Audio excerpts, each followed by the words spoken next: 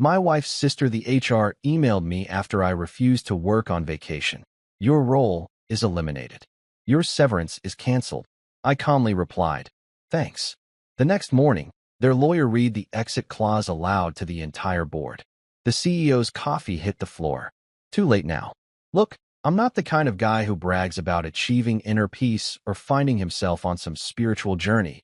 But let me tell you something about lying on a beach in Santorini with absolutely nothing on your mind except whether to order another piña colada or switch to a mojito.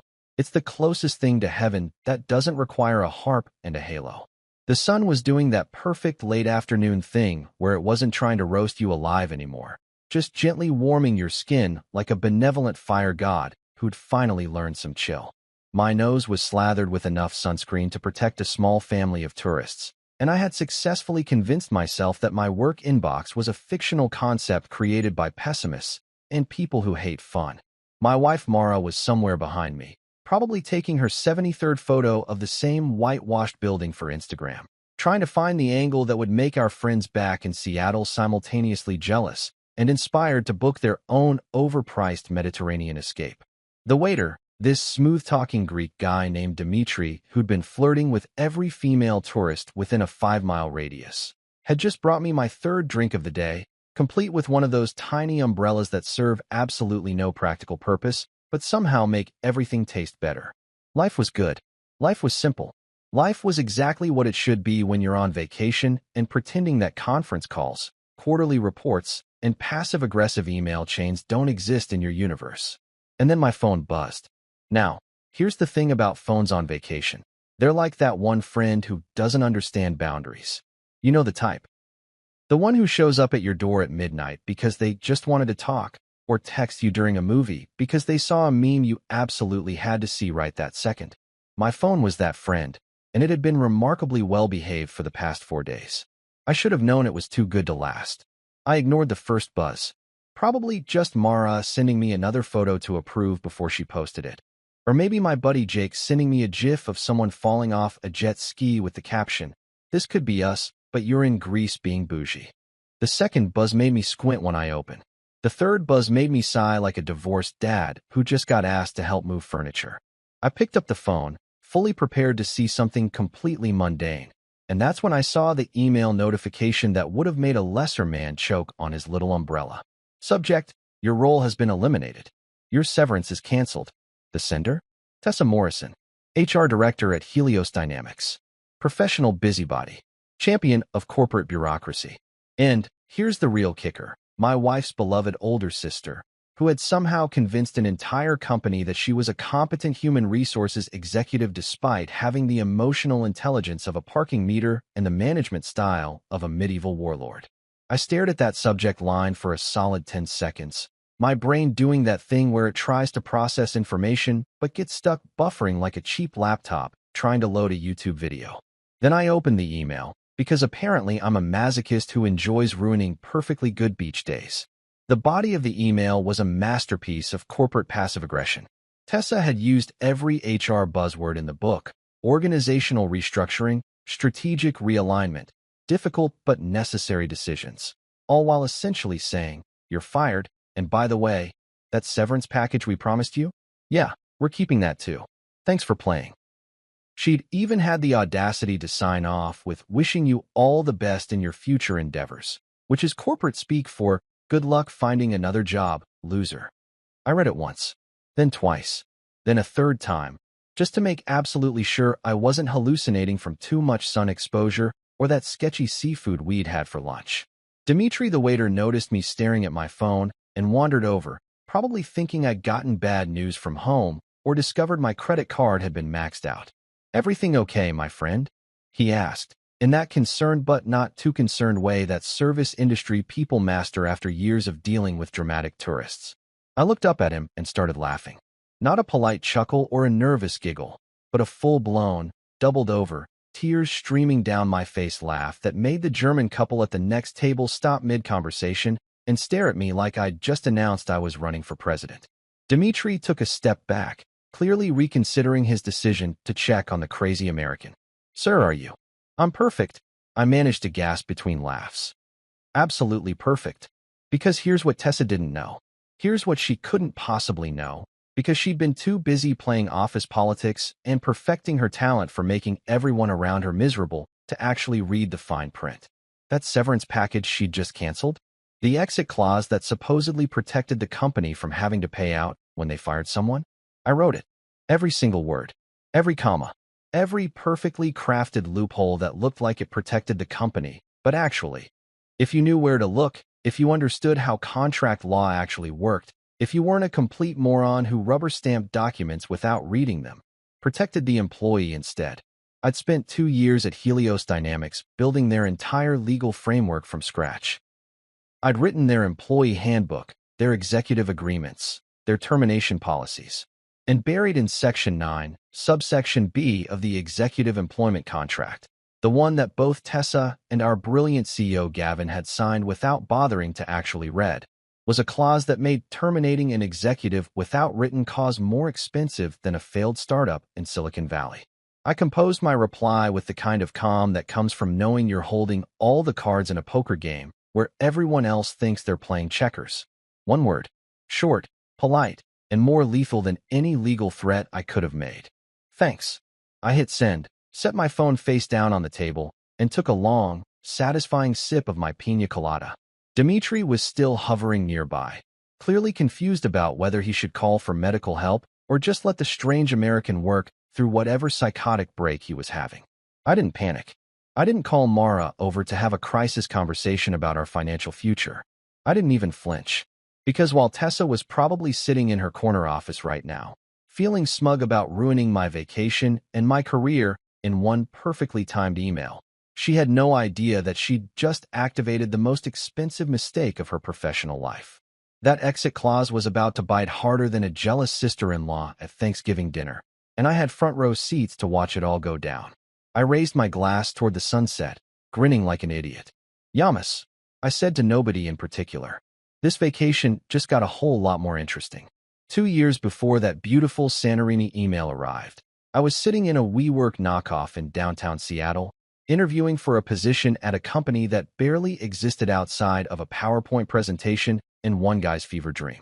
The office, and I use that term generously, consisted of exactly 5 laptops, a coffee maker that looked like it had survived a small war, 2 standing desks that nobody actually used for standing, and a whiteboard covered in incomprehensible diagrams that I'm pretty sure were just random circles and arrows connecting buzzwords like disruption and scalability, and my personal favorite, synergistic ecosystem integration. The company was called Helios Dynamics, which sounded impressive until you realized it was basically a fancy Greek name slapped onto what was essentially a glorified consulting firm that wanted to pretend it was a tech startup. Their business model? Help other companies optimize their operational infrastructure through data-driven strategic frameworks. Translation: they told other businesses how to do their jobs better, despite having approximately 0 experience doing anything successfully themselves. But hey, they had venture capital funding and a CEO who believed in the power of cold brew coffee and motivational speeches, so naturally, I took the job. Gavin Chun was the kind of guy who walked into a room and immediately made you feel like you were either about to change the world or join a cult, sometimes both. He was 34 years old, wore exclusively black turtlenecks like he was auditioning to be Steve Jobs' stunt double, and had this habit of making intense eye contact while talking about vision and disruption that made you wonder if he'd been practicing in front of a mirror. If Tony Stark and a motivational quote poster from a high school guidance counselor's office had a baby, and that baby grew up reading nothing but TED Talk transcripts and Malcolm Gladwell books, that baby would be Gavin Chun. Our first meeting lasted 3 hours. 3 hours. Most job interviews are like speed dating. You've got 15 minutes to convince someone you're not completely incompetent. They pretend to care about your resume. Everyone shakes hands and lies about following up. Not with Gavin. This man wanted to discuss my entire life philosophy, my thoughts on corporate culture, whether I believed in destiny, and at one point, I swear to God, he asked me what animal I would be if I had to represent the company's core values. I told him a honey badger because they don't give a damn and they get stuff done. He loved that. Hired me on the spot. Caleb, he said, leaning back in his chair like a Silicon Valley prophet who'd just discovered fire. I need someone who understands that we're not just building a company here. We're building a movement. We're creating something that's going to fundamentally transform how businesses operate in the 21st century. We're going to be the backbone of innovation. I nodded along, mostly because the pay was significantly better than my previous job at a mid-sized firm where my biggest accomplishment had been successfully arguing that we didn't need to capitalize best practices in every single document. And also because there's something weirdly intoxicating about someone believing in something that hard, even if that something is completely ridiculous. He called me his strategic backbone, which I thought was a pretty solid title until I realized it basically meant I was responsible for literally everything that involved paperwork, legal compliance, or making sure we didn't accidentally commit fraud. Gavin was the ideas guy, the visionary, the face of the company who showed up to meetings and talked about paradigm shifts and revolutionary approaches. I was the guy who made sure those ideas didn't land us in federal prison. I called him my unpaid therapist because about half of our late-night meetings, and there were a lot of late-night meetings, weren't actually about work at all. Gavin would order Thai food at 9 p.m., sprawl across the couch in our shoebox office, and spend 2 hours venting about everything from stock option valuations to his complicated relationship with his parents to whether he should get a dog or if that would make him seem too settled for a startup CEO. Do you think investors take you less seriously if you have a golden retriever? He asked me once at 11:30 on a Tuesday night, while I was trying to finalize our employee benefits package. Gavin, I think investors take you less seriously when you show up to pitch meetings in Yeezys, but you still do that, so maybe just get the dog. He did not get the dog. He got a subscription to a meditation app instead and talked about mindfulness for 6 weeks straight. But here's the thing. Despite all the corporate nonsense and the motivational poster energy and the fact that Gavin sometimes made decisions based on what his horoscope said, we actually built something real. It started with just the two of us and a contractor named Dmitry. Yes, same name as my waiter in Santorini. Different guy. This one was a Russian programmer who exclusively wore basketball jerseys and could code for 16 hours straight without blinking. Then we brought on Leo, a CFO who'd gotten fired from his last job for telling the board they were financially illiterate morons during an earnings call, which honestly made me like him immediately. We built everything from scratch. HR policies? I wrote them. Financial frameworks? Leo and I hammered them out over approximately 700 cups of terrible office coffee. Employee benefits? I researched every startup in Seattle, figured out what they were offering, and made ours just slightly better so we could actually recruit people who weren't desperate or delusional. Gavin handled the clients, the fundraising, the public appearances where he'd talk about our innovative approach to organizational excellence while wearing those ridiculous turtlenecks. And it worked. Against all odds, against all logic, against my own skepticism, it actually worked. We landed our first major client, a manufacturing company that needed help streamlining their supply chain. Then another. Then a tech company that wanted to restructure their entire operations. Within 18 months, we'd gone from 5 laptops and a dream to an actual office with a reception area and everything. We hired a full team, project managers, analysts, even a marketing coordinator named Ashley who was perpetually excited about literally everything and made inspirational posters for the break room that said things like, "Teamwork makes the dream work," and "Fail forward." I spent those early days working 80-hour weeks, living on takeout and optimism, watching Gavin pitch our services to skeptical executives while somehow convincing them that yes, this guy in a turtleneck absolutely knew how to fix their decades-old business problems. And you know what? Sometimes he actually did. Sometimes his crazy ideas worked. Sometimes that whiteboard full of random circles and arrows actually translated into strategies that saved companies money and improved their operations. We were a team, a weird, dysfunctional, over-caffeinated team, but a team nonetheless. Gavin was the guy who made everything loud, who got people excited, who could walk into a room and make investors believe we were the next big thing. I was the guy who made everything legal, who wrote the contracts, who made sure all those big ideas didn't collapse under the weight of their own ambition. Late nights turned into early mornings, turned into blurred weeks where I couldn't remember if I'd gone home or just napped on the office couch.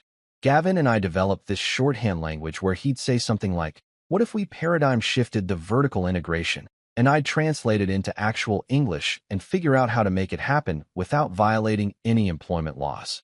It was exhausting. It was chaotic. It was probably terrible for my health and definitely terrible for my sleep schedule. But it was also kind of perfect, until Gavin decided we needed to professionalize our human resources infrastructure and hired someone to run our HR department. Someone who came with impeccable credentials, glowing recommendations, and a smile that should have come with a warning label. Someone who happened to be my wife's sister. That's when everything went from startup chaos to a completely different kind of nightmare. But I'm getting ahead of myself. For those first 2 golden years, before Tessa walked through our door with her psychology degree and her master's in manipulation, Helios Dynamics was actually fun. We were building something real, something that mattered, something that was ours. I should have known it was too good to last. The day Tessa Morrison walked into Helios Dynamics wearing a power suit that probably cost more than my first car and heels that clicked against our newly installed hardwood floors like a countdown timer to my personal doom, I knew my life was about to get significantly more complicated. Not in the fun way, like when you decide to try extreme sports or adopt a puppy that turns out to be half-wolf. No, this was the kind of complicated that comes with warning labels and insurance clauses and the nagging feeling that you should have read the fine print before signing your life away. Gavin had announced her hiring during our Monday morning team meeting with the kind of enthusiasm usually reserved for lottery winners or people who just discovered their ex got really ugly. Everyone, I want you to meet our new Director of Human Resources, Tessa Morrison. She's got her master's in organizational psychology from Northwestern, 5 years of experience at a Fortune 500 company, and she's going to help us take our people operations to the next level. He said, next level, like it was a physical place we could visit, maybe somewhere between Narnia and that Swedish furniture store everyone gets lost in. Ashley, our perpetually optimistic marketing coordinator, actually applauded. Leo, who'd been with us long enough to be appropriately cynical about new hires, just raised his coffee mug in a half-hearted salute that could have meant either welcome or good luck, you're gonna need it. I sat there frozen, watching my wife's sister strut into the conference room like she was walking a runway at Fashion Week, armed with a leather portfolio, a smile that didn't quite reach her eyes, and apparently a PhD in making my life a living hell that I hadn't known she'd been working on. Tessa was 36, 3 years older than my wife Mara, and had spent those extra 3 years cultivating the kind of personality that makes you immediately check your wallet after shaking hands with her. She had this way of looking at people like she was simultaneously assessing their net worth and deciding whether they were worth her time, usually in that order. Her hair was always perfect, her makeup was always flawless, and her ability to make backhanded compliments sound like genuine praise was Oscar-worthy. "Caleb," she exclaimed when Gavin introduced us. Even though we'd literally had Thanksgiving dinner together 6 weeks ago, and she'd spent the entire meal telling me about her amazing new opportunity, without mentioning it was at my company. What a wonderful surprise. I had no idea you worked here. This is going to be so much fun, working with family. Her tone suggested that fun was a synonym for controlled psychological warfare, and that family was less about blood relation and more about having unlimited access to embarrassing stories she could weaponize during performance reviews. Gavin, bless his oblivious little startup heart, thought this was fantastic. "Wait, you two know each other? This is perfect. Caleb's married to your sister? Man, this is like destiny. The universe is literally aligning our team dynamics." "Yeah," I said, managing a smile that probably looked more like a grimace. "It's definitely something." What I didn't say was that Tessa had spent the last 4 years since I'd married Mara making it abundantly clear that she thought her little sister could have done better. Much better. Like, literally anyone else better. During our wedding planning, she'd asked Mara, within my earshot, if she was really sure about marrying someone who worked in middle management at some consulting company. At our wedding reception, she'd given a maid of honor speech that included the phrase, "Well, I guess love is blind," while looking directly at me. And at every single family gathering since, she'd managed to slip in little comments about my career trajectory, my financial prospects, or my general worthiness as a human being. And now she was my colleague. Worse, she was HR, which meant she had access to my salary information, my performance reviews, and probably my browser history if she really wanted to dig. This was like giving your least favorite person a key to your house, and also the password to your bank account. The first week was all charm and professionalism. Tessa set up one-on-one meetings with everyone on the team to get to know them better and understand their needs. When she met with me, she spent 45 minutes asking about my role, my responsibilities, my relationship with Gavin, and whether I felt adequately supported in my professional development. "You know, Caleb," she said, leaning back in her chair with a smile that would have made a shark nervous. "I think there's so much untapped potential here. You've done an amazing job building the foundational framework, but now that we're growing, we need to think about scaling up our leadership structure. Have you thought about where you see yourself in the next 5 years?" It was a trap question. I knew it was a trap question. If I said I wanted to stay where I was, she'd mark me down as lacking ambition. If I said I wanted to advance, she'd position herself as the gatekeeper to that advancement. There was no winning move here, only varying degrees of losing. "I'm pretty happy with what I'm doing," I said carefully. "I like building systems, creating structure. It's what I'm good at." She wrote something in her notebook that I couldn't see but absolutely knew was some version of complacent, minimal growth mindset. By week 2, things got weirder. Tessa started staying late at the office, which would have been fine except that Gavin also always stayed late, and suddenly their strategic planning sessions were happening at 8 p.m. over wine that definitely wasn't in our office budget.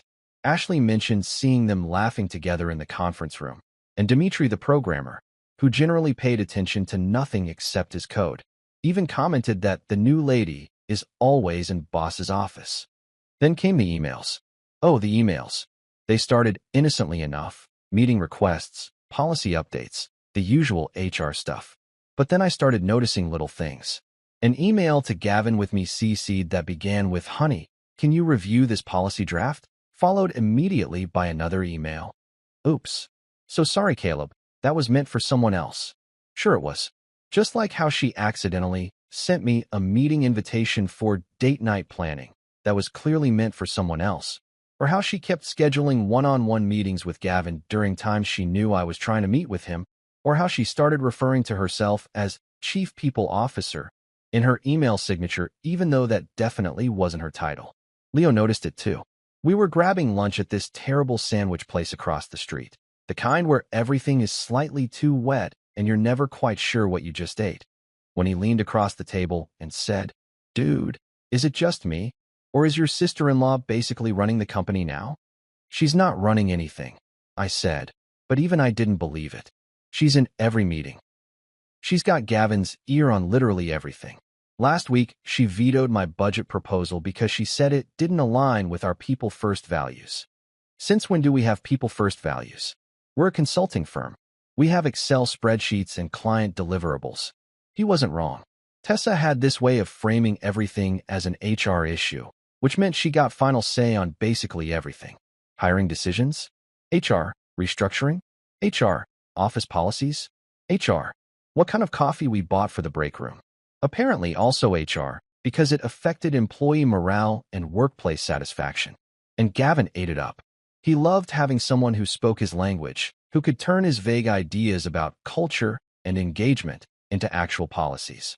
Never mind that most of those policies involved giving Tessa more authority and me less access.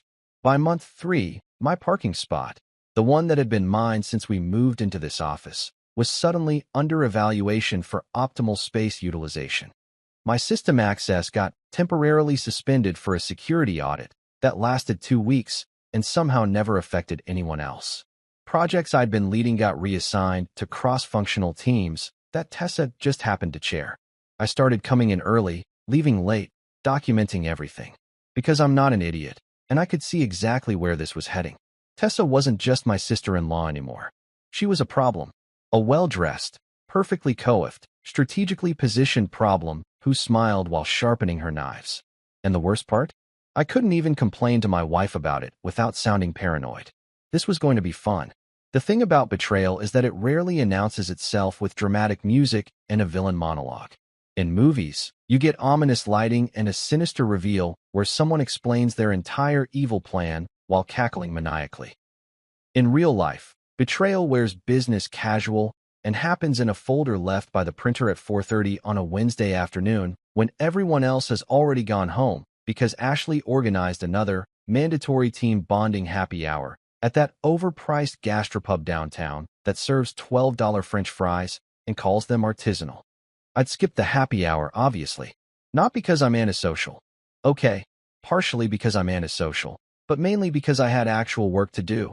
The kind that doesn't involve pretending to care about craft beer selections or listening to Gavin explain his latest revolutionary insight that he'd clearly stolen from a podcast he'd listened to that morning. Plus, Tessa would be there, and watching her laugh at Gavin's jokes while touching his arm every 15 seconds wasn't exactly my idea of unwinding after a long day. So there I was, alone in the office except for the cleaning crew and Marcus, our night security guard who spent most of his shift watching soap opera reruns on his phone and occasionally wandering the halls to make sure nobody was stealing laptops. The printer had been jamming all day. This temperamental beast of a machine that we'd bought refurbished because someone in accounting, probably Leo, had decided that spending money on reliable office equipment was for suckers and companies with actual budgets. I'd printed out a contract that needed reviewing, and naturally, the printer had eaten it halfway through and made sounds like a dying robot having an existential crisis. So I did what every IT department hates, but every office worker does anyway. I opened up the printer, started pulling out crumpled papers, toner cartridges, and what appeared to be someone's lunch receipt from 2 months ago, and generally performed percussive maintenance until the thing agreed to cooperate. That's when I found it. Wedged between the paper tray and some internal mechanism that I'm pretty sure was held together by hopes and dreams, there was a folder. Not just any folder, a navy blue presentation folder with the Helios Dynamics logo embossed on the front, the kind we used for board meetings and investor presentations. The kind that contained information someone definitely didn't want floating around the office accidentally. I pulled it out, brushed off some toner dust, and opened it. Strategic Reorganization Plan, Confidential, read the title page. Prepared by Tessa Morrison, Chief People Officer, in collaboration with Gavin Chun, CEO. Chief People Officer. She'd actually given herself that title in an official document. The audacity was almost impressive. I flipped to the next page, expecting maybe some generic corporate restructuring nonsense about optimizing workflows and leveraging synergies, the kind of meaningless business jargon that sounds important but means absolutely nothing. Instead, I found an organizational chart. Our current structure on the left, the proposed structure on the right. And there, in the proposed structure, was my name with a little box around it, and one word written underneath in red pen, redundant. I actually laughed out loud. Marcus, doing his rounds, poked his head into the printer room and asked if I was okay. Never better, I said, holding up the folder. Just found out I'm redundant. Real confidence booster. He nodded sympathetically, having no idea what I was talking about, and went back to his soap operas. I kept reading, because apparently I'm a masochist who enjoys emotional self-harm. The plan was detailed, thorough, and absolutely brutal in its efficiency. According to Tessa's carefully crafted proposal, my position as Strategic Operations Director was being streamlined to eliminate duplicate leadership functions and create a more agile decision-making structure. Translation.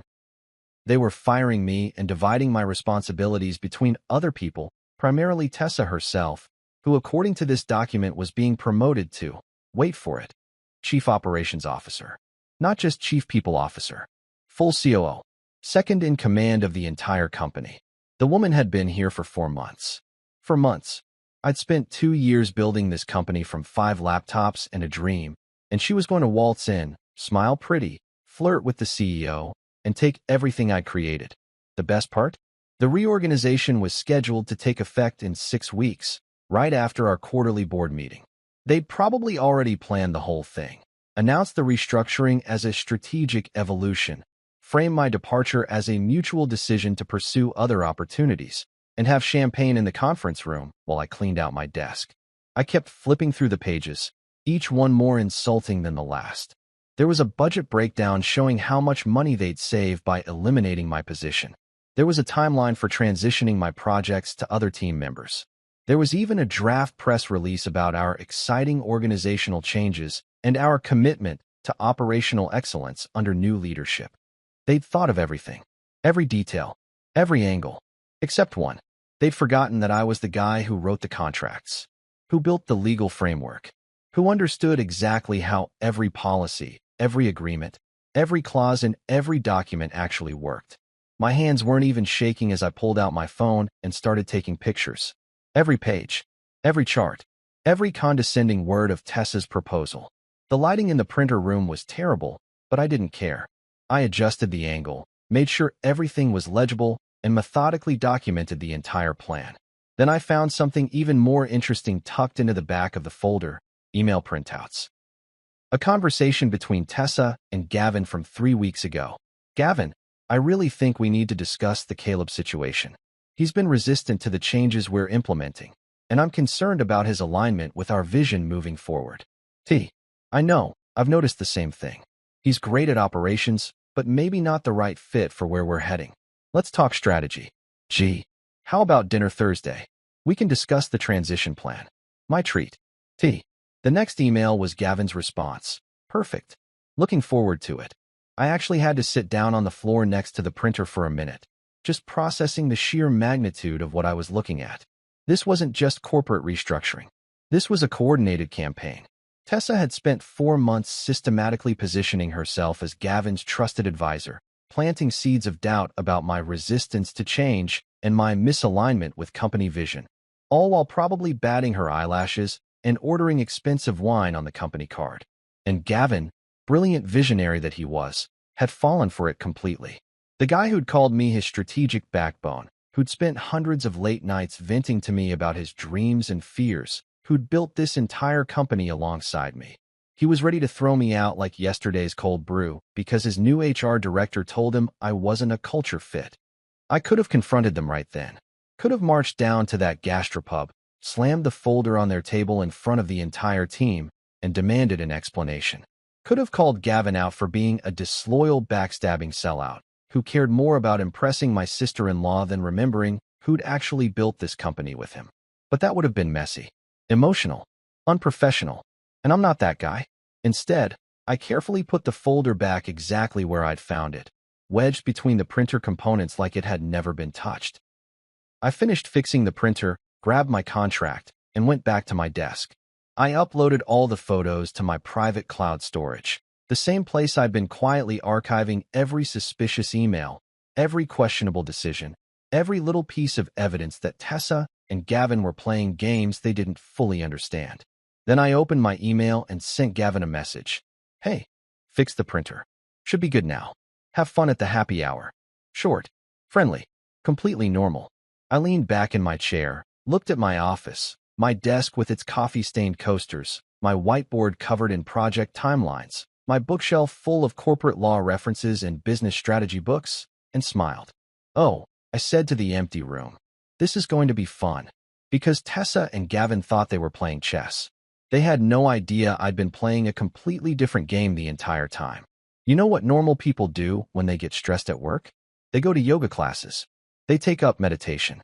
They buy adult coloring books with inspirational quotes about breathing and letting go of things they can't control. They talk to therapists who nod sympathetically and suggest establishing healthy boundaries. Me? I became a documentary filmmaker, except instead of filming nature documentaries or true crime series, I was creating a comprehensive archive of corporate misconduct that would make the Pentagon's filing system look disorganized.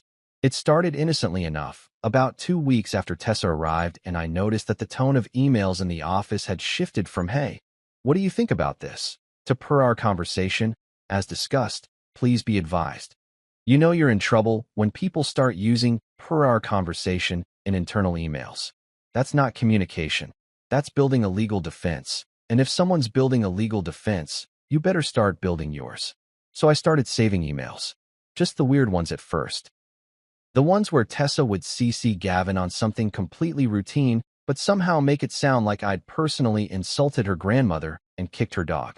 Caleb, per your response regarding the office supplies budget, I feel we need to revisit your understanding of collaborative decision-making processes. Translation: how dare you question why I need a $1,500 ergonomic chair when everyone else has IKEA furniture? Then I started noticing patterns. Gavin would send me an email at 9 in the morning asking for my input on something. Normal, right? Except 3 hours later, Tessa would send a follow-up email, also to Gavin, with me CC'd. offering a completely different perspective and subtly implying that my approach was traditional or risk-averse or my personal favorite, not aligned with our growth trajectory. Growth trajectory. Like we were launching rockets instead of helping mid-sized companies figure out their supply chains. Every single one of those emails. Saved. Categorized. Time-stamped. I created a folder structure that would make a librarian weep with joy. Main folder. Professional documentation. Subfolders organized by month. Then by topic. Budget discussions, project reassignments, questionable HR decisions, and my personal favorite. Things that will definitely be relevant later. But emails were just the beginning. I started screenshotting everything. Every Slack message where Tessa would tag Gavin in a conversation and mysteriously forget to include me, even though I was literally the person in charge of whatever they were discussing. Every calendar invitation where my name got removed from meetings I'd been attending for 2 years. Every tiny little digital footprint of their campaign to edge me out while smiling to my face during company lunches.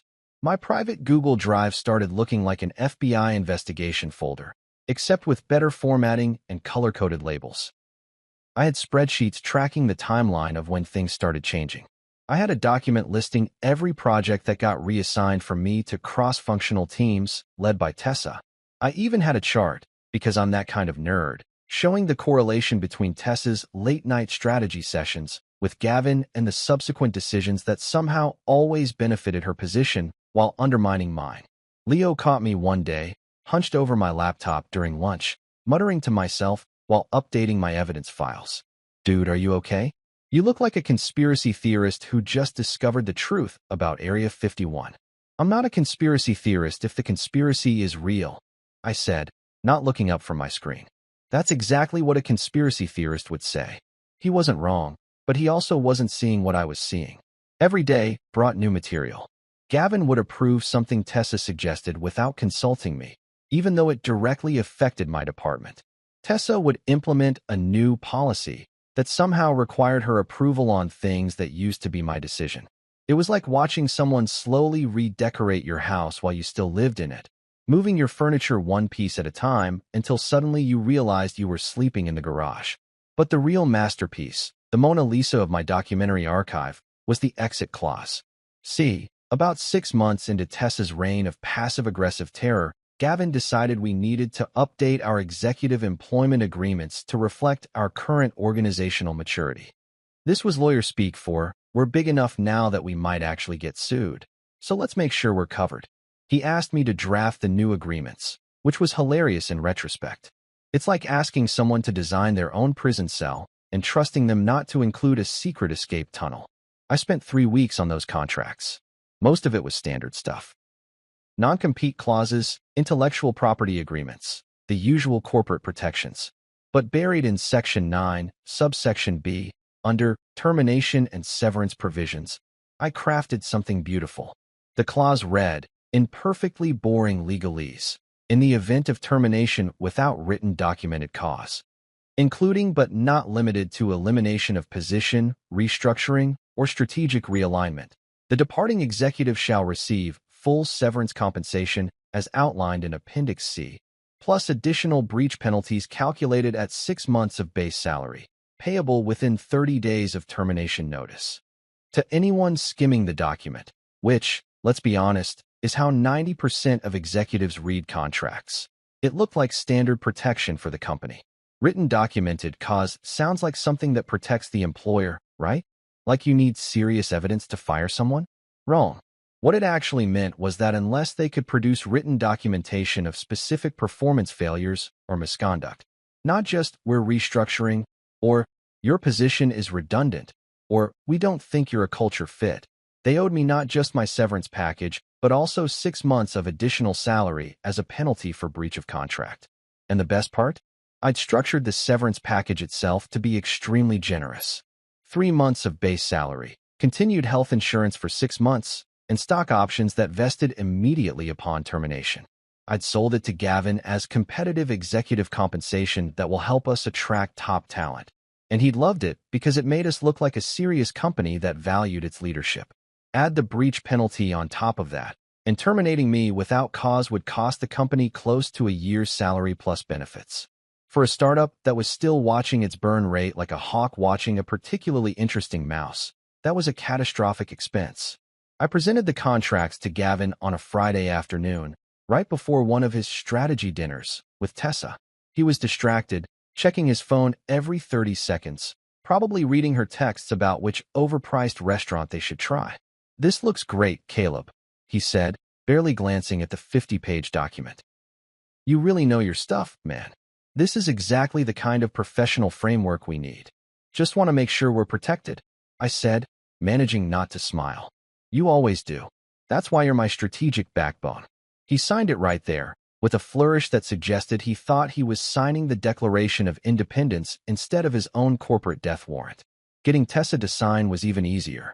I'd included a provision that all department heads needed to review and acknowledge the executive agreements, framing it as ensuring HR compliance and organizational alignment.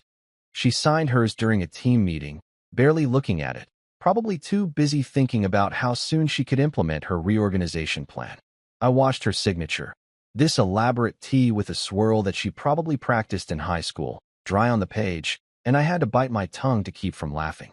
They'd both signed it. With confidence. With big, bold strokes that screamed, "I definitely read this document thoroughly and understand all its implications." I made 3 copies of each signed contract. One went in the official company files. One went to our corporate lawyer for safekeeping. And one went into my personal archive, scanned and backed up in 4 different cloud storage locations because I'm paranoid and also not stupid. That night, I went home and told Mara I'd had a productive day at work. She asked if everything was okay with Tessa at the office, if having her sister around was weird. "It's fine," I said. "Actually, I think we're really starting to work well together." It wasn't even a lie. We were working together. She was working to destroy my career, and I was working to make sure that when she tried, it would cost her everything. I almost wanted to frame those signatures, hang them on my wall like hunting trophies. But that would have been tacky. Instead, I just filed them away, patient and careful, waiting for the day they'd try to use them. Fast forward 2 years, and I'm sitting at a restaurant called Ambrosia overlooking the Caldera in Santorini, which is basically a fancy way of saying I'm eating overpriced seafood while staring at a volcano that might kill us all someday, but looks absolutely gorgeous doing it. The sun is doing that Mediterranean thing where it turns the entire sky into a Bob Ross painting. All pinks and oranges and colors that don't seem physically possible, but somehow exist anyway. There are white buildings clinging to cliffs like they're auditioning for a postcard, and tourists everywhere taking the exact same photo from slightly different angles, convinced theirs will somehow be unique. Mara is across from me, working on her 3rd glass of a Sertico wine. This Greek white wine that she's convinced is changing her life, and scrolling through her phone, trying to decide which of the 73 sunset photos she took today is worthy of Instagram. She's wearing this blue sundress that matches the domed roofs behind us, and her hair is doing that thing where the wind keeps blowing it around, and she keeps tucking it behind her ear only for it to immediately escape again. "This one or this one?"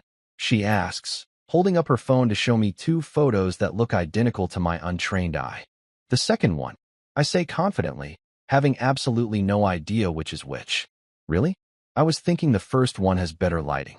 "Then definitely the first one." She rolls her eyes but smiles, going back to her editing apps and filters that will somehow make this already perfect sunset look even more perfect.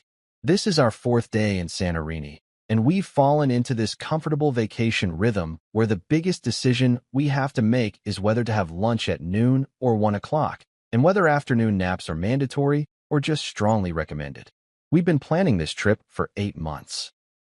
Mara had been dreaming about Greece since she was a kid watching My Big Fat Greek Wedding on repeat, and I'd been dreaming about 2 weeks where I didn't have to think about quarterly projections or strategic realignments or my sister-in-law's increasingly elaborate schemes to make my professional life a waking nightmare. The waiter, a different guy than Dimitri from the beach, this one named Stavros, equally charming but with less shameless flirting, brings us our main course. Some kind of grilled octopus for Mara that looks like something from a science fiction movie, and moussaka for me, because I'm basic and I like things I can pronounce. He also brings more bread, because apparently Greek waiters have a moral obligation to make sure you never have an empty bread basket, even if you're already full enough to burst. This is perfect, Mara sighs, putting down her phone and actually looking at me instead of her screen. We should do this more often. Just disconnect. Be present. Stop thinking about work for 5 seconds. Agreed. I say, taking a bite of moussaka that's probably adding years to my life through sheer deliciousness alone. I mean it, Caleb. You've been so stressed lately. I know things at Helios have been intense, and I know. She pauses, choosing her words carefully. I know working with Tessa hasn't been easy. This is the dance we've been doing for 2 years. Mara knows her sister is difficult. She knows Tessa has a tendency to be competitive, controlling, and occasionally sociopathic. But she's still her sister, and there's this unspoken rule that I'm supposed to just deal with it, because family is complicated and blood is thicker than water and all those other cliches that people use to excuse toxic behavior. It's fine, I say, which is what I always say. We're managing. Are you though? Because sometimes I feel like you're hiding things from me. Like there's something going on that you're not telling me about. She's not wrong. I've been hiding a lot. Like the fact that her sister is actively trying to destroy my career. Or that I've been building a legal case against my own company for the past 18 months. Or that I've been sleeping slightly less well knowing that any day now, the reorganization plan could become reality. But what am I supposed to say? Hey honey, your sister is manipulating my boss and systematically dismantling everything I've built. But don't worry, I've got a secret exit clause that's going to financially devastate the company when they try to fire me. That's not exactly pillow talk material. I promise. Everything's under control, I tell her, reaching across the table to squeeze her hand. This is exactly what I needed. Just you, me, and overpriced Mediterranean food in one of the most beautiful places on earth. No work, no stress, just us. She smiles, seeming satisfied with this answer, and goes back to her octopus, which she's attacking with the kind of enthusiasm usually reserved for people who genuinely enjoy eating things with tentacles. That's when my phone buzzes. It's sitting face down on the table next to my wine glass, and I've been doing such a good job ignoring it all week. I'd turned off almost all my notifications except for actual emergencies and texts from Mara, who's sitting right in front of me. So whoever this is has managed to bypass my carefully constructed digital boundaries. Don't, Mara says, watching me glance at the phone. Whatever it is can wait. We're on vacation. We're disconnected, remember? You're right, I say, picking up my wine glass instead. The phone buzzes again. Then a third time. Okay, that's weird, Mara admits. Maybe you should check. What if something happened? What if something happened? Famous last words. I pick up the phone, fully expecting to see some kind of family emergency, or maybe Jake's sending me increasingly desperate messages about covering his shift at our fantasy football league draft. Instead, I see email notifications from Helios Dynamics. 3 of them, all from Tessa, all marked urgent.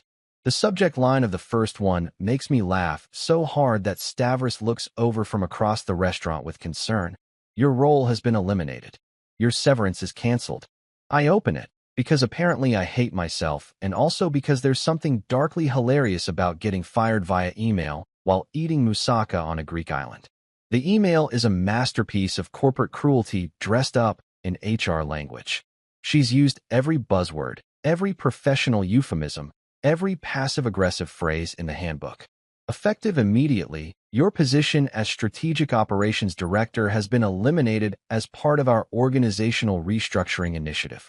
After careful consideration and consultation with executive leadership, we have determined that your severance package, as outlined in your employment agreement, will not be applicable in this scenario due to performance-related concerns and documented incidents of insubordination. Performance-related concerns. Documented incidents of insubordination. She'd actually written that. Put it in an official company email. Sent it to me while I was on a beach eating octopus 7,000 miles away. The second email was a formal termination letter attached as a PDF, complete with legal language and Gavin's digital signature at the bottom. The third was a reminder to return all company property within 5 business days and to coordinate my exit interview with, surprise, Tessa herself. I start laughing. Not a polite chuckle or a bitter bark, but a full, genuine, tears-in-my-eyes laugh that makes other diners turn to look at the crazy American having some kind of breakdown at table 7. Caleb, Mara's voice cuts through my hysteria. What's wrong? What happened? I just got fired. I managed to say between laughs. Her face goes through about 15 emotions in 3 seconds. Shock, confusion, anger, concern, and then landing somewhere around bewilderment. You what? By who? What are you talking about? Your sister just sent me an email terminating my employment. While we're eating dinner. In Greece. On our vacation. I'm still laughing, wiping tears from my eyes. She did what? Mara grabs my phone, reading the email, her expression shifting from confused to furious. This is insane. This is... Caleb, why are you laughing? This isn't funny, but it is funny. It's hilarious. Because Tessa thinks she's won. She thinks she's finally gotten rid of me, cleared the path for her promotion, convinced Gavin that I was the problem all along. She's probably sitting in the office right now, toasting with champagne, celebrating her victory. She has no idea what's coming. I pull my phone back from Mara and open my email. I could write a long response, could threaten legal action, could CC the entire board and make a scene, could forward it to our lawyer with an explanation of how spectacularly illegal this is. Instead, I type one word. Thanks. Short, professional, polite, and loaded with more implications than Tessa's tiny vindictive brain could possibly comprehend.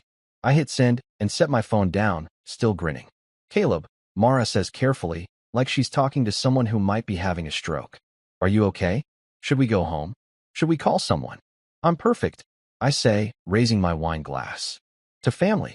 She stares at me like I've lost my mind, which is fair. Trust me, I tell her. Everything's going to be fine. Better than fine. She doesn't look convinced, but she clinks her glass against mine anyway. Stavros brings us dessert, baklava that neither of us ordered, but he insists we need. I eat mine slowly, savoring every honey-soaked bite, thinking about Section 9, Subsection B, and about how tomorrow morning, Seattle time, someone's world is about to implode. The thing about revenge is that it tastes better with breakfast. Specifically, it tastes better with a full Greek breakfast spread on a hotel balcony overlooking the Aegean Sea, while the people who wronged you are waking up in Seattle to discover they've made a catastrophic mistake that's about to cost them everything they've worked for. I woke up at 6:30 in the morning, which in Seattle time was 8:30 the previous evening, but my body clock didn't care about time zones. It cared about the fact that I had a nuclear bomb to detonate, and I wanted to be fully caffeinated when I did it. Mara was still asleep, curled up under the white hotel sheets with her hair spread across the pillow like she was posing for a Mediterranean lifestyle magazine. She'd been restless all night, worried about me, about our finances, about what we were going to do now that I was suddenly unemployed. I told her not to worry.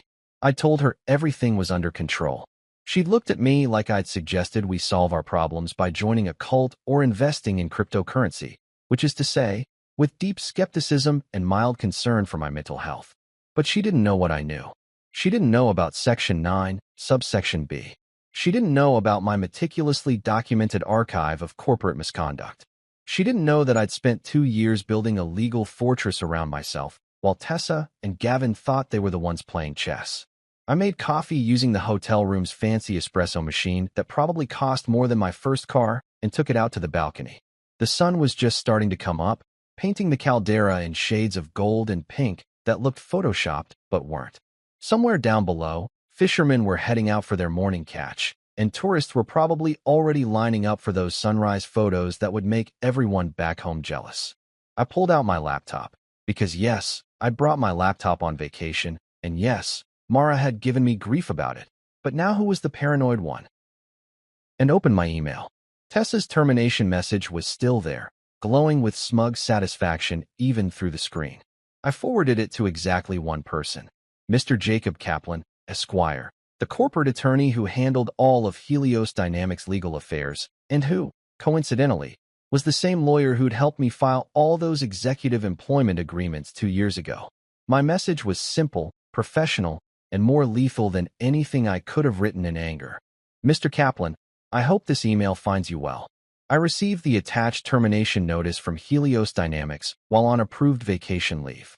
I believe this may violate the terms outlined in Section 9, Subsection B of my executive employment agreement, specifically regarding termination without documented cause. Could you please review and advise? I'm available for consultation at your earliest convenience. Best regards, Caleb. I hit send at exactly 8 o'clock Seattle time, which meant Kaplan would receive it right as he was settling into his office with his morning coffee, probably reading through emails and preparing for what he thought would be a normal Tuesday. The board meeting was scheduled for 10 o'clock. I knew this because board meetings were always scheduled for 10 o'clock on Tuesdays, like clockwork, because Gavin believed in structured predictability for important decisions, which was hilarious coming from a guy who once decided to pivot our entire business strategy based on a dream he had about dolphins. I sipped my coffee and waited. Somewhere across the hotel, a rooster was crowing, which seemed dramatically appropriate. At 8:15 Seattle time, my phone started buzzing. Text messages from Leo, our CFO, who was apparently already at the office because Leo didn't believe in work-life balance, only work and occasionally eating lunch at his desk while reviewing spreadsheets. Dude, Kaplan just showed up. Looks pissed. Then, 2 minutes later, he's in with Gavin. Doors closed. This is wild. Then, wait, is this about you? Did something happen? I typed back, just enjoying my vacation. How's the weather there? Caleb, what did you do? I didn't respond. I was too busy imagining Kaplan walking into Gavin's office with my email printed out, his lawyer face on, ready to explain exactly how much money they were about to lose because they tried to fire someone without reading the contract he wrote for himself. At 9:45, Leo texted again. Emergency board meeting moved up to 10. Tessa just walked in looking like she's about to throw up. Tell me what's happening. At 9:58, Kaplan's reading something out loud. Can't hear everything, but I caught breach of contract and substantial penalties. Gavin just dropped his coffee mug. I almost felt bad for the coffee mug. It was probably one of those expensive ceramic ones with a motivational quote about disruption or innovation or some other startup nonsense. Now it was probably shattered on the floor, a casualty of executive hubris. At 10:03, dude, Kaplan just read out your exit clause word for word. Tessa's face is red. I mean red. Like tomato red. Like, I just realized I made a huge mistake red. At 10:05, Gavin's asking why he signed this. Kaplan just said, you tell me, you signed it. This is better than reality TV. At 10:06, someone just said the word lawsuit. Multiple times. This is insane. At 10:07, they're calculating numbers. Holy shit, Caleb. Holy shit. I ordered room service. Full breakfast. Extra bacon. Scrambled eggs. Fresh fruit. Orange juice. More coffee. The works. Because nothing pairs with professional vindication quite like a breakfast that costs 40 euros and comes with cloth napkins. Mara emerged from the bedroom looking confused and slightly concerned. Why are you grinning like that? It's creepy. You look like a villain from a movie who just revealed his master plan. Just checking emails, I said innocently. At 7 in the morning? On vacation? After you got fired yesterday? Technically, it's 10 in the morning in Seattle. And technically, I didn't get fired. I got terminated without cause, which is very different legally speaking. She stared at me for a long moment. Caleb, what did you do? I forwarded an email to our lawyer. That's it. That's it. Why do I feel like you're not telling me something? Because you're very perceptive and also you know me well enough to know that I don't just forward emails to lawyers without having a very good reason and possibly a contingency plan and also maybe 2 years' worth of documented evidence supporting my position. She sat down across from me, pulled my coffee cup out of my hands, and took a sip. Start talking. All of it. What's really going on? So I told her about the reorganization plan I'd found by the printer, about the exit clause I'd written into the contracts, about Tessa's campaign to push me out and Gavin's complete betrayal of everything we'd built together, about my archive of evidence and emails and screenshots, about Section 9, Subsection B, and how much money it was about to cost them. She listened without interrupting, her expression cycling through shock, anger, pride, and something that might have been grudging respect. You sneaky bastard, she finally said. I prefer a strategically prepared professional. My sister tried to destroy your career. She did destroy my career. She just didn't realize I'd built an ejection seat. And now they have to pay you? A lot. Plus penalties. Plus my original severance. It's going to be expensive. My phone buzzed again. Leo. Gavin just left the conference room. Looked like he might cry. Tessa's still in there. Her mascara is running. This is the best day of my life. Then, they're calling an emergency audit. Someone just said your name 12 times in 3 minutes. Pretty sure you're a legend now. Then, also they just deactivated Gavin's email. Is that normal? Should I be worried? I showed Mara the texts. She read them, shook her head, and started laughing. This is insane. This is completely insane. My sister is going to kill you. Or me. Or both of us. She can try, I said. But she'll have to wait until after breakfast. Room service arrived, perfect timing. A Greek hotel employee wheeled in a cart loaded with enough food to feed a small family, complete with warm bread, honey, yogurt, and yes, extra bacon, because I'd specifically requested it, and I was celebrating. Mara poured herself orange juice and raised her glass. To my husband, apparently a criminal mastermind who's been secretly planning corporate revenge for 2 years. To proper documentation and reading contracts before you sign them, I countered. We clinked glasses while the sun rose over Santorini, and in Seattle, 8,000 miles away, my former CEO and sister-in-law were discovering that karma doesn't just come around. Sometimes it shows up with a lawyer and a carefully worded employment clause.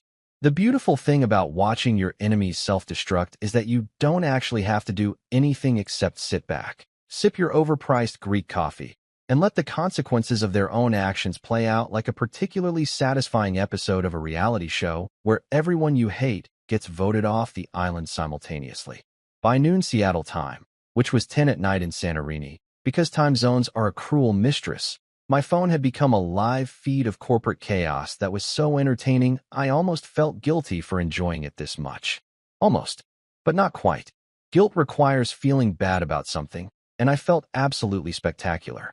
Leo had evolved from shocked bystander to my personal war correspondent, sending me updates every 15 minutes like he was reporting from a battlefield, which, in a way, he was. Corporate warfare is still warfare, just with less actual bloodshed and more passive-aggressive emails. Kaplan just left. Leo texted at noon 15. Spent 2 hours with the board. Gavin's been in his office with the door closed since. Someone heard crying. Can't confirm if it was Gavin or Tessa. Maybe both. At 12:30, dude, your severance just got approved. But not just approved. Tripled. They're paying out everything plus penalties plus some other stuff Kaplan made them add. I saw the number. It's obscene.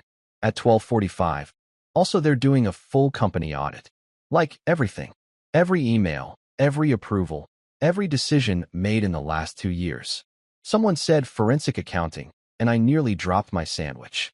I was sitting at a taverna with Mara, eating lunch, some kind of grilled fish that was probably swimming in the Mediterranean this morning, and trying to pretend I wasn't obsessively checking my phone every 30 seconds. Mara had given up trying to have a normal conversation and had instead embraced the chaos, reading Leo's updates over my shoulder and providing color commentary. Your CFO has missed his calling, she said, munching on a Greek salad. He should be writing live tweets for sporting events. He actually wanted to be a sports journalist in college, I said. But his parents convinced him accounting was more stable. They were wrong. This is way more exciting than sports. At 1:15, my phone rang. Not a text this time. An actual phone call from a Seattle number I didn't recognize. I considered ignoring it, letting it go to voicemail, maintaining my vacation facade of not caring. But curiosity won out, because I'm only human and this was too good not to witness in real time. Caleb Morrison, I answered, trying to sound casual, like I hadn't been waiting for this call all day. Mr. Morrison, this is Jacob Kaplan. I hope I'm not interrupting your vacation. His voice had that lawyer quality where everything sounded both friendly and slightly threatening, like a predator who'd learned to smile. Not at all. Just having lunch. What can I do for you? I wanted to personally inform you that the board has accepted your termination as valid under the circumstances outlined in your employment agreement. Your severance package, including all penalties and provisions detailed in Section 9, subsection B, has been approved and will be processed within the next 72 hours. I could hear the smile in his voice. Kaplan had been practicing law for 30 years, and I'm pretty sure this was his favorite day ever. Nothing makes a corporate lawyer happier than watching a contract they filed work exactly as written, especially when it's demolishing someone who should have read said contract more carefully. That's good to hear, I said, keeping my tone neutral. I also wanted to mention that during our review of the circumstances surrounding your termination, certain irregularities came to light regarding the decision-making process.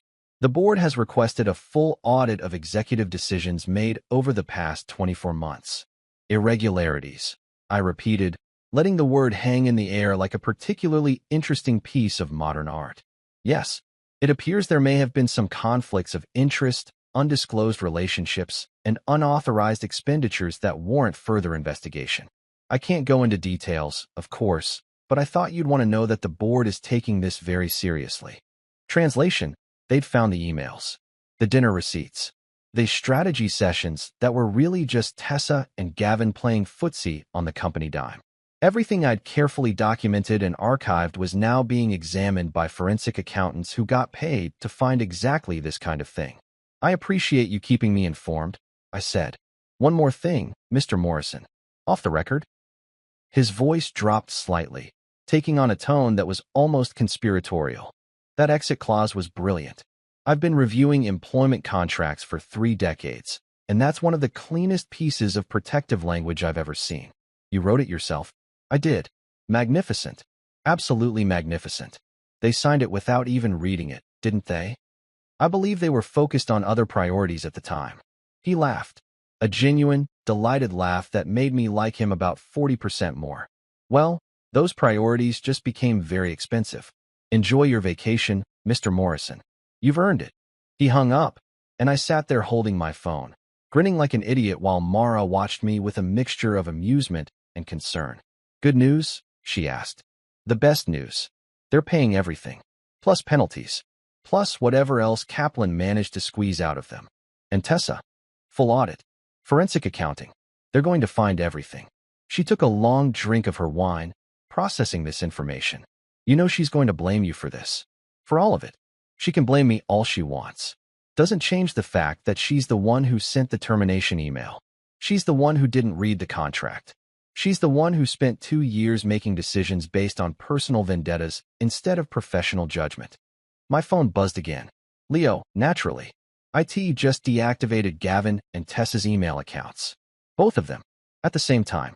Someone in IT said they've been ordered to preserve all emails for the audit. This is wild. Then, 5 minutes later, Gavin just came out of his office. Looked like death. Said something about voluntary resignation and left. Just walked out. Didn't take his stuff or anything. Just left. Then, another 10 minutes. Tessa tried to go into her office. Her badge doesn't work anymore.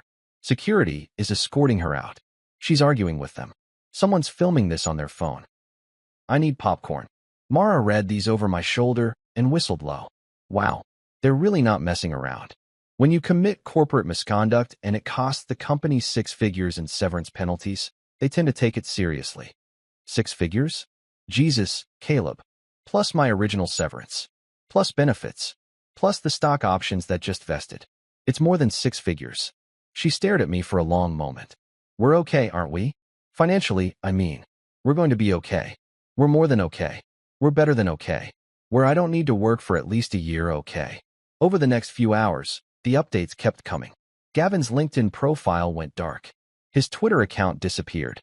His entire digital presence evaporated like he'd decided to become a monk in Tibet who'd taken a vow of social media silence.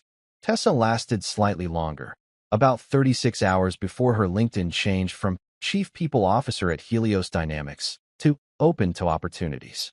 Her profile picture, which had been a professional headshot where she looked like a corporate warrior ready to crush dreams and optimize workflows, got replaced with something more casual.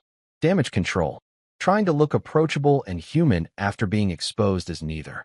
Someone from the office, Ashley, probably, because she was the only one who still tried to maintain office gossip networks like it was a full-time job, sent me an email with the subject line, OMG, did you hear?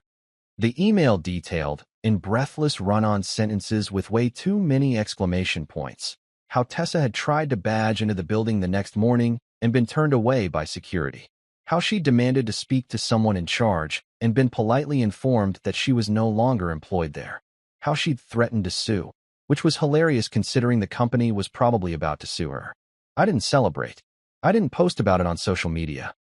I didn't send gloating emails or make victory calls. I just sat on that balcony in Santorini, watching the sun set over the caldera for the 5th night in a row, drinking wine that cost more than it should but tasted absolutely perfect, knowing that sometimes the best revenge isn't loud or dramatic. Sometimes it's just being right and having receipts. Mara squeezed my hand. Family dinner is going to be so awkward. I laughed so hard I nearly choked on my wine. By Friday, which was officially 1 week since I'd received that beautiful termination email and unofficially the best week of my professional life, the fallout at Helios Dynamics had settled into what I can only describe as a cautionary tale that would probably be taught in business school courses about what not to do when you're trying to fire someone who writes contracts for a living. Leo had been keeping me updated with the kind of dedication usually reserved for people live tweeting natural disasters or season finales of prestige television dramas.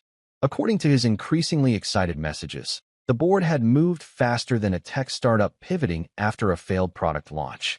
They'd brought in an interim CEO, some guy named Richard who'd previously run a manufacturing company and apparently believed in radical transparency and ethical leadership, which were just fancy terms for not being a backstabbing weasel. New CEO seems cool, Leo texted Thursday afternoon. Doesn't wear turtlenecks. Major improvement already. Then, also he just said in the all-hands meeting that we will not tolerate conflicts of interest or personal vendettas masquerading as business decisions. Everyone looked at where Tessa's desk used to be. Chef's kiss moment. By Friday morning, they'd hired a new HR director, a woman named Patricia Chun, no relation to Gavin, thank God, who had 20 years of experience, impeccable references, and apparently a personality that could best be described as aggressively professional. Her first order of business was implementing a new policy that Leo forwarded to me with approximately 15 laughing emojis. All executive employment agreements must be reviewed by external legal counsel and approved by at least 3 board members before implementation. Furthermore, no employee shall be terminated without documented performance reviews and board consultation. It was basically a rule that said, never mess with the guy who writes the contracts, without explicitly saying it, which made it even better. I'd become a corporate legend without even trying. The cautionary tale. The reason they now had a 3-page policy on proper termination procedures. I screenshot the policy and sent it to Mara with the caption, "I'm famous." She replied with, "You're insufferable." Then, but also kind of impressive. Then, don't let it go to your head. Too late. It had absolutely gone to my head. I was lying on a beach lounger, drinking a Freddo cappuccino.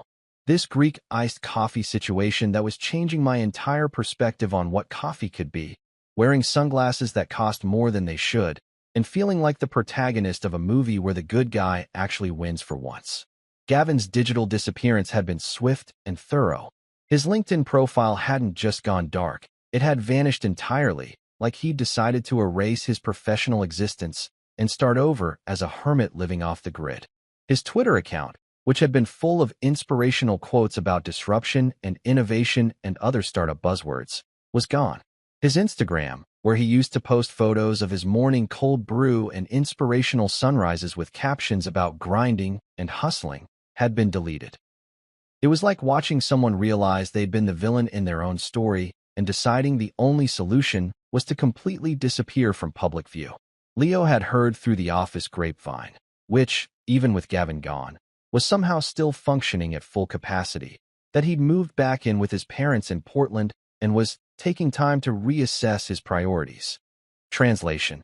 He was hiding from the professional consequences of his own terrible decisions and probably sleeping in his childhood bedroom under a poster of Steve Jobs while his mom made him breakfast and wondered where she went wrong.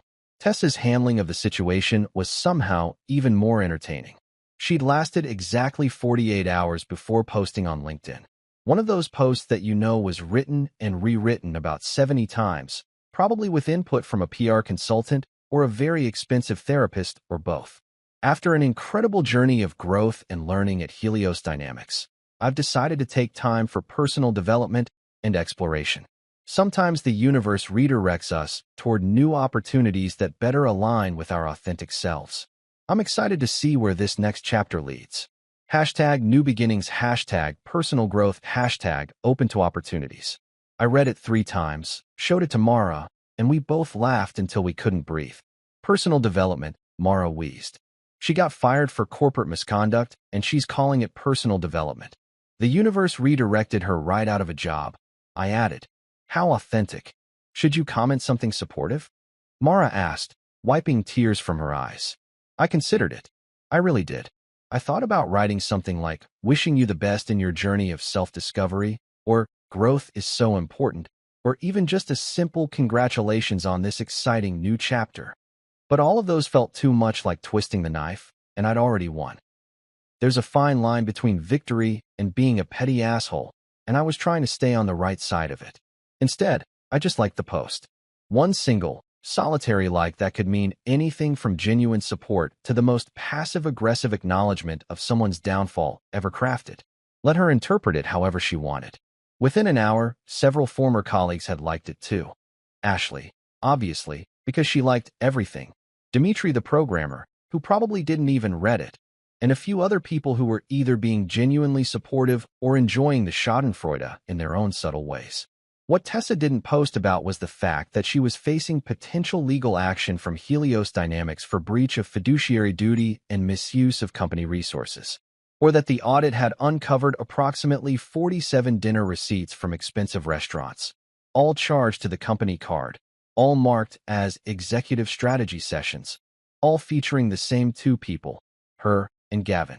Or that her reference calls were probably going about, as well as a blind date with someone who'd Googled you and found out you'd been fired from your last job under suspicious circumstances.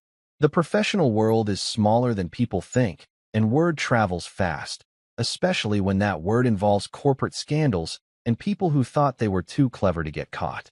Mara had been processing the whole situation in stages. First came shock, then anger at her sister, then concern about family dynamics, and finally, around Thursday afternoon, while we were walking through OIA taking the same tourist photos everyone takes, she landed on resigned amusement. Thanksgiving is going to be so awkward, she said, stopping to photograph a blue-domed church that looked exactly like every other blue-domed church we'd photographed that week. I thought about it. About sitting around a table with Tessa, probably at their parents' house in Tacoma, everyone trying to pretend like nothing had happened while the elephant in the room wore a name tag that said, "Remember when Tessa tried to destroy Caleb's career and it backfired?" Spectacularly, it's going to be legendarily uncomfortable, I agreed. Mom's going to try to play peacemaker. She's going to make comments about family being more important than work. She's going to ask us to let bygones be bygones. Your mom is a saint with terrible judgment about conflict resolution. Dad's going to hide in the garage pretending to fix things that aren't broken. Your dad is a smart man. She turned to face me, lowering her phone for once. Seriously though, how are we going to handle this? She's my sister. She tried to ruin your life. I'm supposed to just, what? Pretend it didn't happen. You don't have to pretend anything, I said. But you also don't have to choose between us. I never asked you to. She might ask me to. Then she's putting you in an impossible position, which is very on-brand for her, honestly. Mara laughed despite herself. You're not going to make this easy, are you? I'm not going to show up to Thanksgiving and start drama. I'm not going to bring it up. I'm not going to gloat or make pointed comments or accidentally mention Severance packages over mashed potatoes. But I'm also not going to apologize for defending myself, or pretend she didn't do what she did, or act like we're all just going to move past this without acknowledging that your sister tried to destroy my career and failed because she was too arrogant to read a contract. That's fair, Mara said quietly. Besides, I added, grinning, she can try to make things awkward all she wants. She can give me death glares across the dinner table. She can make passive-aggressive comments about unemployment or career transitions or whatever euphemism she's using for, I got fired for being corrupt. And none of it matters. Because, honey, she can't fire me from Thanksgiving. That's not how family dinners work. I'm married to you, which means I'm contractually obligated to show up to family functions and eat dry turkey and pretend to care about your uncle's political opinions. Mara started laughing, really laughing, the kind that makes your shoulders shake and your eyes water. You're comparing family dinners to employment contracts. Everything's a contract if you think about it hard enough. You're ridiculous. I'm right though. She kissed me, right there in front of the Blue Dome Church while a group of tourists tried to get the perfect sunset photo and probably caught us in the background of their Instagram posts. Yeah, she said. You're right. 6 months later, I'm sitting in my home office, which is really just a converted spare bedroom with a desk I assembled wrong from IKEA and a view of our neighbor's slightly overgrown garden. Sipping whiskey that costs more than I used to spend on groceries in a week, watching my bank balance glow on my monitor like a particularly satisfying video game score. The whiskey is a 15-year-old Macallan that I bought specifically for this moment. For this quiet evening in early spring when the rain is doing that Pacific Northwest thing where it's not quite raining, but not quite not raining. Just existing in a state of eternal dampness that makes you want to stay inside and contemplate your life choices. Except my life choices have worked out spectacularly well. So really I'm just sitting here feeling smug and slightly buzzed on expensive scotch. My severance package cleared 3 weeks after that phone call with Kaplan. The number was obscene. The kind of number that makes you check your bank account 3 times to make sure there wasn't a decimal point error or some kind of clerical mistake. Base severance plus breach penalties, plus accelerated stock options, plus what I can only assume was hazard pay for dealing with Tessa's nonsense for 2 years. All told, it came out to more money than I'd made in the previous 3 years combined. I'd done the responsible thing first, paid off our mortgage, because Mara had strong feelings about debt and financial security, and also because there's something deeply satisfying about owning your house outright at 35. Then I'd maxed out our retirement accounts, set up a college fund for the kids we don't have yet, but probably will someday, and donated a generous amount to a legal aid nonprofit, because if my experience taught me anything, it's that good lawyers are worth their weight in gold and not everyone can afford them. The rest? The rest was sitting in various investment accounts, earning interest, being responsible and boring, and exactly what you're supposed to do when you suddenly have more money than you know what to do with. But I'd kept some in checking. Enough to feel wealthy. Enough to buy expensive whiskey and occasionally pick up dinner tabs without checking the prices first. Enough to feel like I'd won. The home office had become my fortress of solitude, my cave of contemplation, my room where I could ignore the world and think about everything that had happened over the past year. The walls were mostly bare. Mara kept threatening to decorate them with something that doesn't make you look like a serial killer, which was harsh but probably fair. The only thing I'd hung up was a framed copy of Section 9, Subsection B of my Executive Employment Agreement, matted and mounted like it was the Declaration of Independence. Mara thought it was weird. I thought it was art. It's a reminder, I told her when she found me hanging it up. Of what? Your weird vendetta against my sister. Of the importance of reading contracts before you sign them. Also of the fact that sometimes the best revenge is just being better at your job than the people trying to destroy you. She'd rolled her eyes, but let me keep it, which is one of the many reasons I married her. The fallout from Helios Dynamics had continued to provide entertainment for months. Gavin had resurfaced briefly on LinkedIn with a new profile that listed him as a business consultant and leadership coach, which was code for unemployed and desperately trying to rebrand. His profile picture showed him hiking somewhere with mountains in the background, looking contemplative and spiritual, and like someone who'd learned important lessons about humility and ethics, and definitely not like someone who'd been fired for letting his HR director manipulate him into destroying a colleague's career. He'd sent me a connection request 3 months ago. I'd let it sit in pending status for 2 weeks before declining it. Not out of spite. Okay, maybe a little out of spite, but mainly because what exactly would we have talked about? Hey, remember when we built a company together, and then you tried to fire me illegally, and it cost you everything? Good times, let's connect. Tessa had been quieter. Her LinkedIn updates had slowed from daily inspirational posts about growth and authenticity to occasional shares of articles about career transitions and resilience. She'd landed a job eventually, some mid-level HR position at a healthcare company in Spokane, which meant she'd moved 300 miles away from Seattle and, more importantly, from us. Thanksgiving had indeed been exactly as awkward as predicted. We'd shown up at Mara's parents' house with wine and pie and our best fake smiles. Tessa had been there with her new boyfriend, some guy named Derek who worked in pharmaceutical sales and talked exclusively about his CrossFit routines and his Peloton stats. She'd barely looked at me all evening. When we did make eye contact, usually accidentally while reaching for the same dish at dinner, she'd smile this tight little smile that didn't reach her eyes and said things like, "Pass the potatoes, please," in a voice that could freeze water. Mara's mom had indeed tried to play peacemaker, making comments about how family is what matters most and we all need to support each other through difficult times. Her dad had indeed spent most of the evening in the garage, emerging only to eat and then disappearing again with mumbled excuses about a loose cabinet hinge that needed immediate attention. I'd been perfectly polite, perfectly civil. I'd asked Derek about his Peloton PRs and pretended to care about his opinions on protein supplements. I'd helped clear dishes and complimented the turkey and acted like a normal person at a normal family gathering where absolutely no one had tried to destroy anyone else's career. At the end of the night, as we were putting on our coats to leave, Tessa had pulled Mara aside for a private conversation in the kitchen. I couldn't hear what was said, but I could see Mara's body language shifting from receptive to defensive to finally just tired.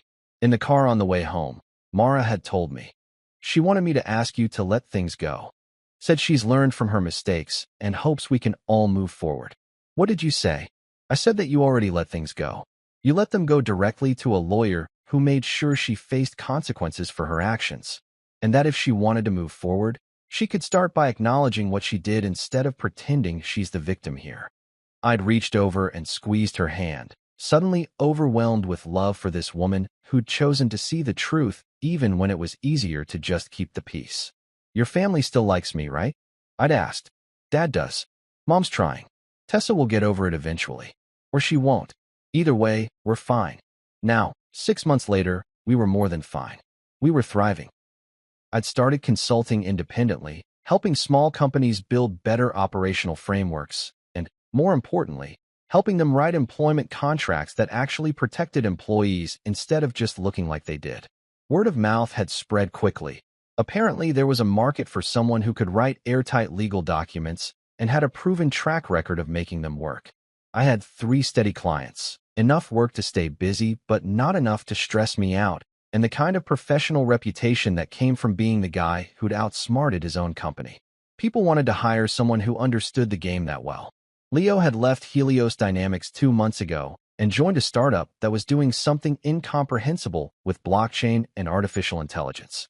He still texted me regularly with updates about how much he missed the drama of our old office, which had apparently become aggressively professional under the new leadership. "It's so boring now," he'd complained last week. "Everyone reads documents before signing them. HR follows actual procedures. There's no chaos. I'm dying of competence." When people asked me what I'd done for revenge, and people always asked, because apparently the story had spread through Seattle's business community like a particularly juicy piece of gossip, I told them the truth. Nothing illegal. Nothing unethical. Just logical. I'd written good contracts. I'd documented everything. I'd been better at my job than the people trying to destroy me had been at theirs. When they tried to fire me, I'd simply let the consequences of their own actions play out. Revenge didn't need to be dramatic. It didn't need to be loud or explosive or vindictive. Sometimes the best revenge was just being right and having receipts.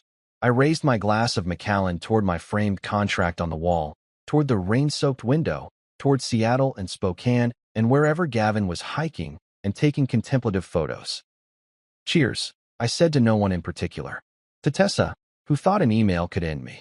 To Gavin, who forgot that loyalty goes both ways. To Section 9, Subsection B, the most beautiful paragraph I've ever written. Your coffee hit the floor. Your mascara ran. Your empire collapsed. And me? I'm sitting here with expensive whiskey, a paid-off mortgage, and the satisfaction of knowing that I won by simply being better at the game than you knew you were playing. Too late now.